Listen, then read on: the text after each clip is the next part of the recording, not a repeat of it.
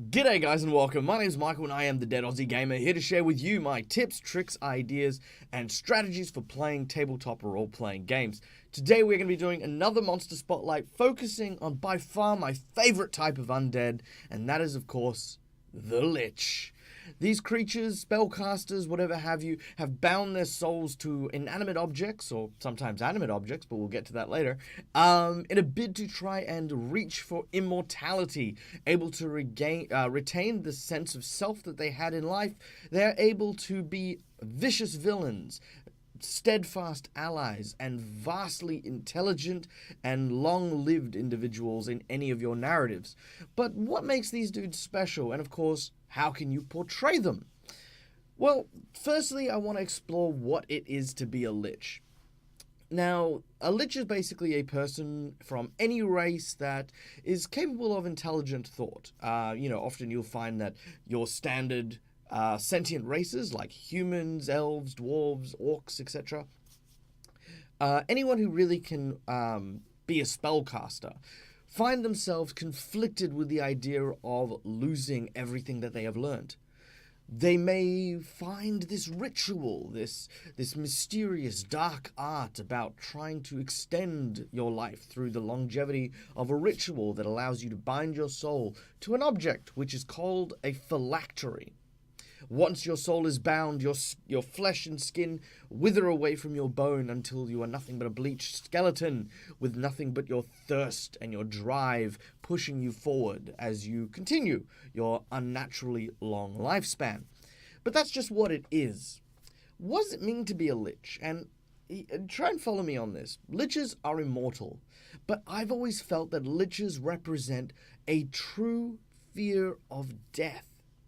Now, unlike a vampire or a ghoul or any of these other creatures who turn into these immortal undead simply through, a violent accident in which, a vampire bites you or a ghoul fever sets in, Liches are a very deliberate type of undead.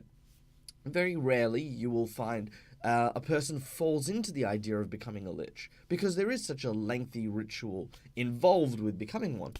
So, why become a Lich? Why do people put themselves through this process in which they lose their sense of taste, they lose some of they become numb, I suppose, to a lot of emotions. They lose the sense of touch, all of these things, so important in life. Why would someone sacrifice it to extend their life? I think Liches, all of them, tend to have a strong fear of death and the consequences that entails. Whether that's because you are a librarian trying to hold together the last vestiges of knowledge for a dying empire, or maybe it's because you are a spellcaster who dedicated your life to the research and understanding of a particular spell or series of spells, and your research would die with you. All of these things and more are where the Liches originate from, and I think that is an important thing to look at when creating them for your narrative.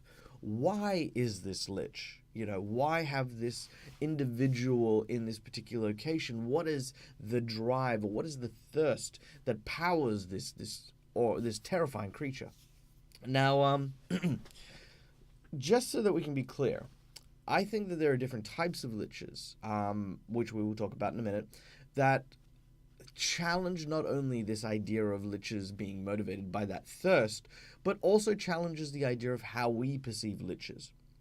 In a very traditional sense, a Lich looks not too dissimilar to this fellow here, has a single phylactery which floats around, and as long as the phylactery remains intact, even if you destroy the body, the phylactery will reconstitute a new skeletal form for that Lich. Over time, they'll eventually wither away until they're nothing but a skull with some gems, and they become a demi-Lich, but that's a whole other thing. That's the basic formula. You can shake this formula up as long as you keep those three things in mind. Lich, immortal, some sort of object that ties the life force of the Lich to it, and a ritual that they need to undergo in order to create that bond between the item that contains their soul and the creature itself. There are some great examples in other media where you can actually witness and see exactly how it is liches permeate in different narratives. The first one I want to bring up is none other than Voldemort from the Harry Potter series. Now, Voldemort bound his soul into 7 objects, which the main protagonist, Harry Potter, goes through and, tries to contend with. Now, I'm not going to spoil anything, so, if you want to go watch Harry Potter, or if you haven't watched it, you can learn a lot about liches from Voldemort. Because it is all about that, and inherently you can see that he had a very strong fear that the power that he had acquired during his lifetime would fade, and he wanted to seek higher and higher avenues, and immortality was simply for him the next step on that ladder.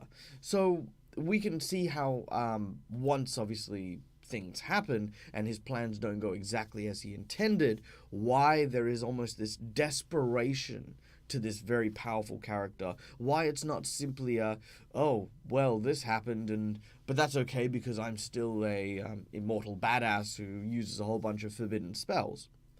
That fear is what builds and develops the character of Voldemort. That sense of desperation and dread, even that almost that veil of confidence when confronted with the truth or the discovery of how it is his life must eventually be ended. You can actually see through his eyes just that sense of fear and that encroaching doom that lay before him. So that's one example of how to use that sense of fear to build and flesh out your Lich a lot more. Now, the next thing I want to bring up is the different types of Liches that you can actually see. Again, remembering connection to an item, ritual, and immortal body. Pirates of the Caribbean is a fantastic series which actually addressed a couple of different types of Liches. And I was super keen on this because, it was like, well, yeah, they kind of are Liches. Let's start with the main villain of the first series, which was first movie, which was Barbosa. Barbosa was a pirate captain who went to a cursed island, picked up some cursed treasure, and lo and behold, ended up with a immortal body. Now, this is a very simple process, but he went to an island, performed a ritual, that is, of course, the spending of the cursed treasure, scattering it to the winds, and his soul was forever bound to it. So until all the pieces of silver or pieces of gold were brought back to the chest and blood was shed, he was stuck in this body. Now, this was a very interesting take on the Lich because it was accidental. And I know at the start of the video I said Liches don't really happen accidentally, but that's what makes Barbosa super interesting. A Lich is, in my mind, someone who is patient, someone who understands the breadth of time, which, means, being someone who can entertain themselves, I suppose, despite being immortal. Whereas Barbosa seemed the opposite. Because he fell into immortality and, no longer being able to taste, no longer being able to feel the sun on his skin, all of these things suddenly happening to him weren't things that were sacrificed but were taken from him during the process, which is why you now see him as a Lich trying to reverse this process. And that's an interesting thing. You have the Lich going through the ritual, tying their soul to the item, but then now trying to reverse the process. And that's the kind of interesting angle that I wanted to bring up with Barbosa. But again, we view the main narrative of the Lich being one of fear, one of desperation, one of, no, I don't want to live this life. I'm sick of this life. It's wearing me down. I just want to, go back to being a pirate and throw myself into my desires and fall into that. Also, a very interesting thing. I do actually feel like Liches and undead have a thirst for something, like a thirst for knowledge, a thirst for power, a thirst for, sort of understanding, perspective. But I never really felt that they have a desire. Oh, sorry, what's the word? I suppose, yeah, desire. Like, they didn't really have, like, a curiosity or a quest about them. It was always very stagnant. Once a Lich is created, that is kind of where they fester, I suppose, in whatever it is they were doing. So that's an angle you might want to look at. Okay, the next type of Lich from Pirates of the Caribbean still is, of course, Davy Jones. Now, Davy Jones is another interesting character because what he represented was a sacrifice, but he was doing a sacrifice for sacrifice's own sake. So, he was the captain of the Flying Dutchman, fell in love, cut out his heart so he could no longer feel the pain from the suffering he felt when scorned by the one he loved. So, this ritual eventually obviously gave him the immortal body, and as long as his heart remained within a special chest, then he would be the immortal captain of the Flying Dutchman. This then became a matter of trying to numb pain and to numb all of that stuff. So going back to the whole concept of fear, that concept of pain and anguish, and being fearful that that pain and anguish will last forever, cutting out his heart was a means of, overcoming that. And so you could still explore it as something they're trying to overcome. The Lich is trying to overcome a fear of something. They're not only trying to overcome the fear of death, but if you are immortal, you no longer have to fear that no one will tend to your books. If you are immortal, you no longer have to fear going hungry, or you never have to fear going tired or being stabbed in the middle of the night. All of these things suddenly just get shed like the flesh from the body of a Lich. And that is, again, a really great angle to explore when looking at the narrative built around your Lich. So yeah, Davy Jones, very interesting character, because the only way to kill him was to replace the soul within the phylactery, to cut out your own heart and to replace it. So that's an interesting kind of viewpoint. If you presented that in a game sense, your Lich is there, and the only way to kill your Lich is to destroy the phylactery, but the only way to destroy the phylactery was to empty it out and replace it with something else, or to replace it with the nearest person's soul or essence or heart or whatever. Will your players make that sacrifice? Could they make that sacrifice?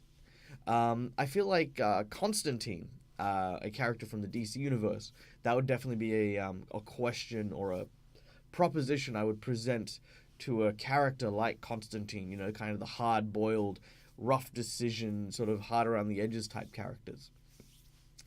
Okay, so the next thing I want to look at is the third type of Lich, which is, of course, the ones who are not selfish, not evil, but are, in fact, challenging the scope of what it is to be a evil undead.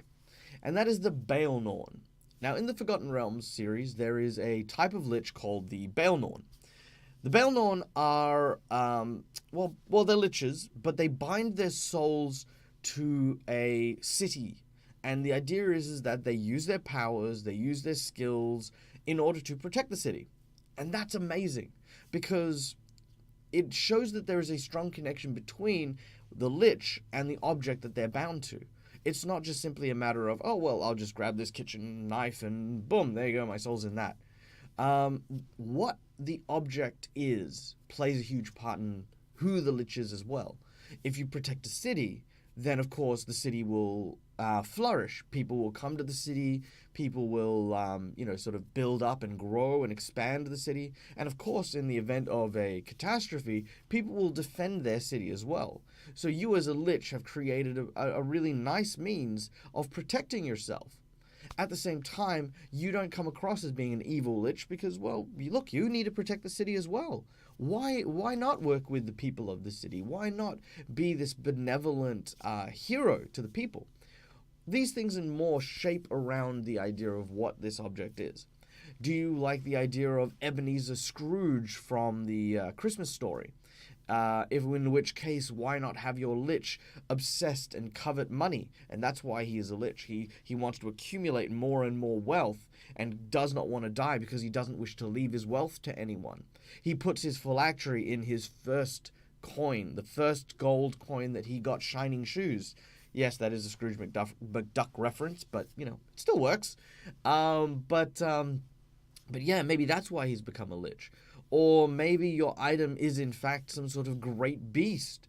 So, in order to try and defeat this evil Lich, you must first journey up a mountain and go and find this great beast. But it turns out that it's actually a very cute Labrador.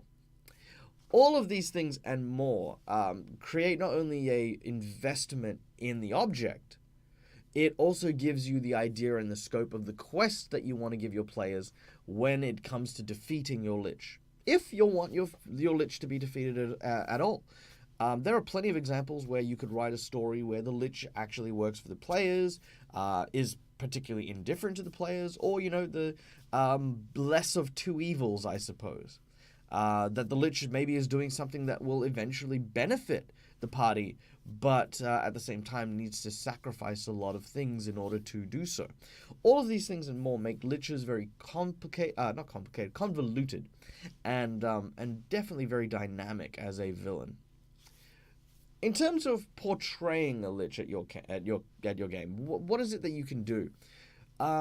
Really, I have what I call the Ghoul Voice. The Ghoul Voice is something I always use whenever a ghost shows up, a ghoul, a specter, or a wraith, or anything like that. It's a breathy voice that mixes, as I mentioned in maybe one of my earlier videos, there are three parts that you breathe through when you are using voice acting.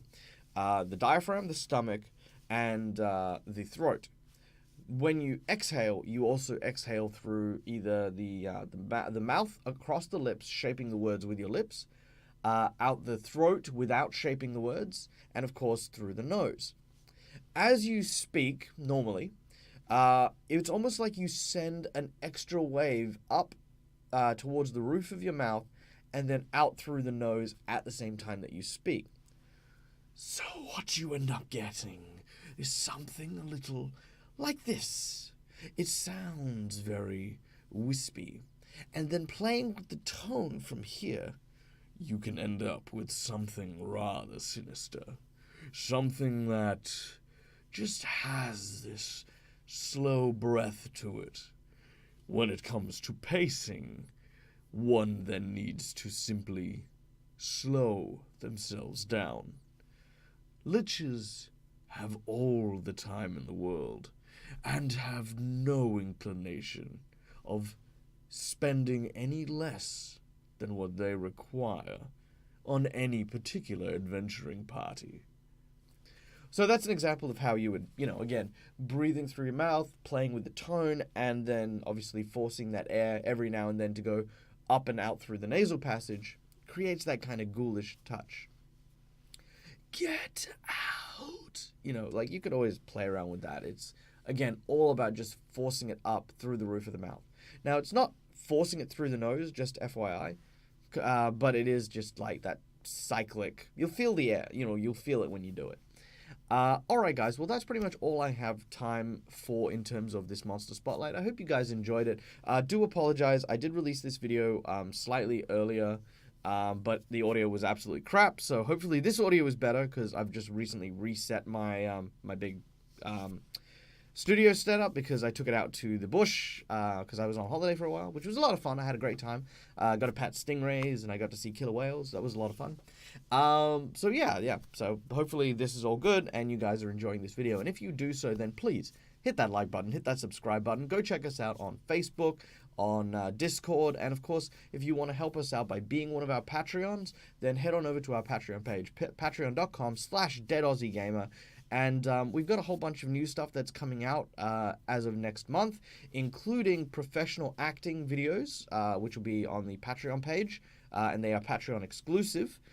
We are also going to be opening up a new Twitch series, which will include the Patreon games. We are doing a USA game, which will be based on, I think it's like Sunday evening US time.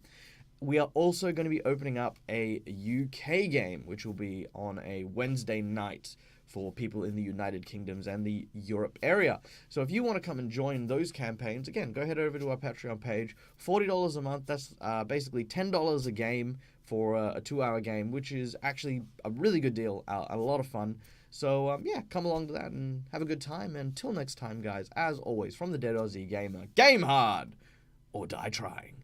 See you guys.